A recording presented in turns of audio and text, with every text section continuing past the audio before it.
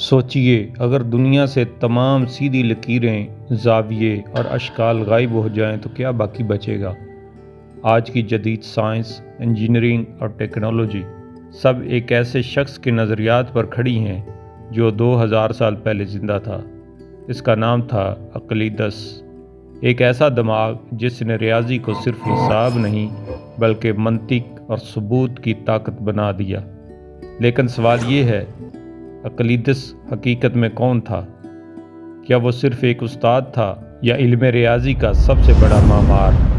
آئیے وقت کی گرد ہٹاتے ہیں اور جانتے ہیں اقلیدس، اس کی شرح آفاق کتاب ایلیمنٹس اور وہ تاریخ جو آج بھی ہماری دنیا کو شکل دے رہی ہے۔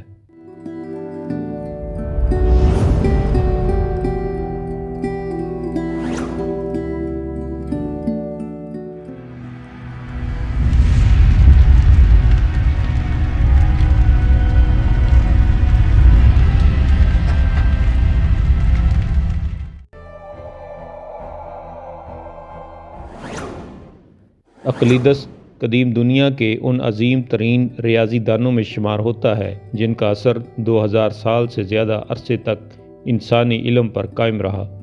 اگرچہ اس کی ذاتی زندگی کے بارے میں بہت کم معلومات دستیاب ہے، لیکن اس کی علمی میراث اتنی مضبوط اور واضح ہے کہ آج بھی جدید ریاضی، جیومیٹری اور منطق کی بنیاد اسی کے کام پر قائم ہے۔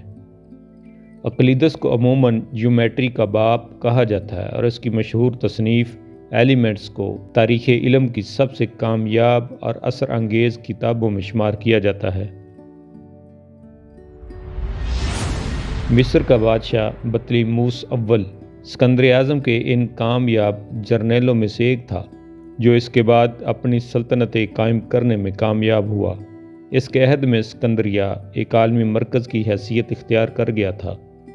شاہ بطلیموس یا پٹولمی کو علم ہندسہ سے بڑا لگاؤ تھا۔ ایک بار وہ مشہور زمانہ مہندس اقلیدس کی کتاب ایلیمنٹس پڑھ رہا تھا۔ اسے یہ کتاب سمجھنے میں بڑی دقت پیش آ رہی تھی۔ اقلیدس خود بھی اس کے دربار میں موجود تھا۔ اس نے اقلیدس سے پوچھا کہ کیا بادشاہوں کے لیے علم ہندسہ پڑھنے کا کوئی آسان طریقہ نہیں ہے؟ اقلیدس نے بادشاہ کے سوال کے جواب میں کہا کہ جناب، علم الہندسہ یا جیومیٹری کی طرف کوئی شاہی سڑک نہیں جاتی۔ اس جواب سے بادشاہ لاجواب ہو گیا۔ اقلیدس یا یوکلڈ اندازاً 300 قبل مسیح سے 275 قبل مسیح کے درمیان پیدا ہوا۔ بعد میں وہ اسکندریہ یعنی مصر چلا آیا جو اس وقت کی دنیا کا ایک عظیم علمی مرکز بن گیا تھا۔ اسکندریہ ہی میں اس نے ایک مدرسے کی بنیاد رکھی۔ بعد ازاں اسی مدرسے میں وہ علم الہندسہ یا جیومیٹری کے ان اصولوں کی تعلیم دیا کرتا تھا جو ہم تک پہنچے ہیں۔ یہ بھی مشہور ہے کہ اس کا ایک شاگرد قونون مشہور زمانہ انجینئر ارشمیدس کا استاد تھا۔ اس کے بارے میں قدماء نے لکھا ہے کہ وہ ایک شریف الطبع اور مہربان انسان تھا۔ چوتھی اور تیسری صدی قبل مسیح کا وہ حصہ جس میں وہ حیات تھا آج بھی تاریخ سائنس میں اس کی علمی خدمات کے اعتراف میں عہد اقلیدس کہلاتا ہے۔ وہ ایک طرح سے اس زمانے کی تنہا سائنسی شخصیت ہے، لیکن اس قدر بلند کہ اس کے ہوتے ہوئے کوئی دوسری شخصیت بلندی پر نظر نہیں آتی۔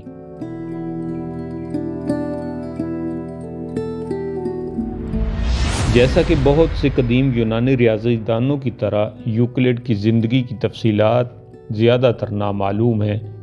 عموماً اسے 4 مقالوں کا مصنف مانا جاتا ہے جو یہ ہیں: ایلیمنٹس، آپٹکس، ڈیٹا اور فینومینا۔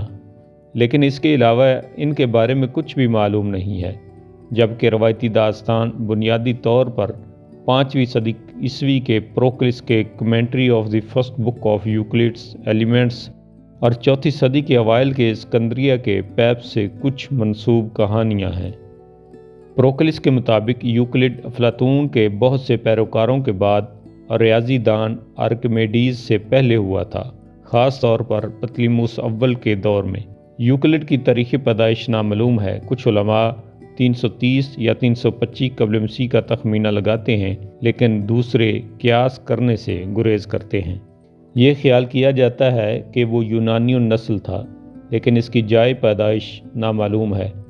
پروکریس کا خیال تھا کہ یوکلڈ افلاطونی روایات کا پیرو تھا، لیکن اس کی کوئی قطعی تصدیق موجود نہیں ہے، جبکہ اس بات کا بھی کوئی امکان نہیں ہے کہ وہ افلاطون کا ہم عصر تھا۔ اس لیے اکثر یہ خیال کیا جاتا ہے کہ اسے افلاطون کے شاگردوں نے ایتھنز کی افلاطون اکیڈمی میں تعلیم دی تھی۔ مورخ تھامس ہیتھ نے اس نظریہ کی تائید کرتے ہوئے کہا کہ سب سے زیادہ قابل جیومیٹرز ایتھنز میں رہتے تھے۔ قرون وسطیٰ کے عربی ذرائع اقلیدس کی زندگی کے بارے میں بہت زیادہ معلومات فراہم کرتے ہیں، لیکن یہ مکمل طور پر ناقابل تصدیق ہیں۔ یوکلڈ، جو قیاس کے مطابق دمشق میں مقیم ٹائر میں پیدا ہونے والا یونانی تھا، اس کے بارے میں دعویٰ کیا جاتا ہے کہ وہ نوکریٹس کا بیٹا تھا۔ اکثر علماء ان کی صداقت کو مشکوک سمجھتے ہیں، چونکہ یونان میں جیومیٹری کا کوئی عملی مصرف نہ تھا، لیکن مصری باشندے دریائے نیل میں سیلاب کے بعد ہر سال علم الہندسہ کی مدد سے زمینوں کا دوبارہ معائنہ اور پیمائش کرتے تھے۔ یہیں سے لفظ جیومیٹری نکلا، جس کا مطلب زمین کی پیمائش ہے۔ اقلیدس کی علمی تحقیقات ریاضیات سے ہندسی بصریات تک پھیلی ہوئی ہے۔ بصریات یا آپٹکس کو اس نے سب سے پہلے جیومیٹری کا ذیلی حصہ بنایا تھا اور شعاعوں کو خط مستقیم سے ظاہر کیا۔ اقلیدس کا سب سے بڑا اور دائمی کارنامہ اس کی کتاب ایلیمنٹس ہے۔ یہ کتاب 13 جلدوں پر مشتمل ہے اور اس میں جیومیٹری، نمبر تھیوری، تناسب اور اشکال کے خاص کو نہایت منظم انداز میں پیش کیا گیا ہے۔ اقلیدس نے پہلی مرتبہ ریاضی کو ایک باقاعدہ منطقی نظام کی شکل دی، جہاں چند بنیادی تعریفوں، مسلمات اور مفروضات سے پورا علمی ڈھانچہ کھڑا کیا گیا۔ اس طریقہ کار نے بعد میں فلسفہ سائنس اور منطق پر گہرا اثر ڈالا۔ اقلیدس کی کتاب مبادیات یا ایلیمنٹس 2000 سال سے زیادہ عرصے سے علم الہندسہ یا جیومیٹری کی بنیادی اور ابتدائی کتاب تسلیم کی جاتی ہے۔ یہ کتاب جیومیٹری کی ابتدائی تعلیم کے لیے آج بھی اساس کا کام دیتی ہے۔ ایلیمنٹس کا بیشتر حصہ خود اقلیدس کی محنت اور تحقیقات کا نتیجہ ہے، جو بڑی اہمیت کی حامل ہے۔ اس کتاب کی پہلی 4 فصلیں سادہ تر جیومیٹری اشکال کی وضاحت کرتی ہیں، مثلاً مثلث، دائرہ، کثیر الاضلاع، خطوط متوازی اور فیثاغورسی مسئلے کی مشقیں۔ 5ویں فصل مساوات کی مختلف اشکال کے ذریعے تناسب کا ایک نظریہ پیش کرتی ہے۔ 6ٹھی فصل بھی 5ویں میں پیش کردہ تصور کی بنیاد پر اس قسم کی اشکال کے بارے میں ہے۔ 7ویں سے 9ویں فصل تک میں مکمل نمبرز کی خاصیتیں بیان کی گئی ہیں۔ 10ویں فصل میں غیر ناطق اعداد کے بارے میں بیان کیا گیا ہے۔ 11ویں اور 12ویں فصلیں جیومیٹری کے ٹھوس حقائق، مثلاً پیرامڈ، سلنڈر، کون اور کرہ جیسی اشکال کے بارے میں ہے۔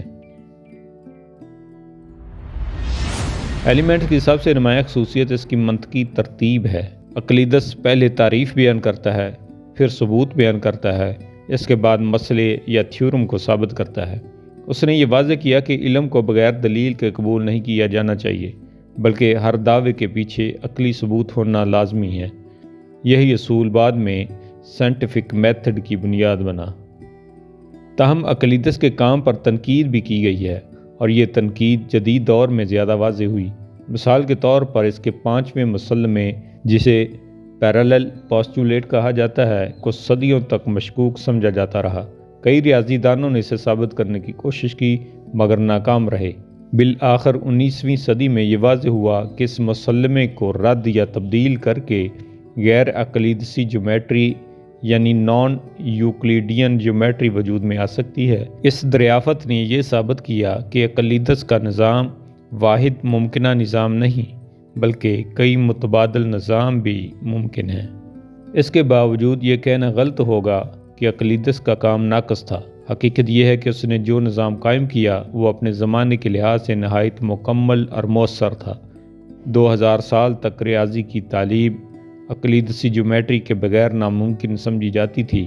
یورپ، اسلامی دنیا اور ایشیا میں صدیوں تک ریاضی کی تدریس ایلیمنٹس کے ذریعے ہوتی رہی۔ اسلامی سنہری دور میں اقلیدس کے کام کو عربی میں ترجمہ کیا گیا اور مسلمان علماء جیسے الخوارزمی، ابن الہیثم اور عمر خیام نے اس پر شرحیں لکھی اور اسے مزید آگے بڑھایا۔ بعد میں یہی علم یورپ میں منتقل ہوا اور نشاط ثانیہ کی بنیاد بنا۔ اس طرح اقلیدس کا اثر صرف ایک ریاضی دان تک محدود نہیں رہا بلکہ پوری تہذیبی ترقی میں شامل ہو گیا۔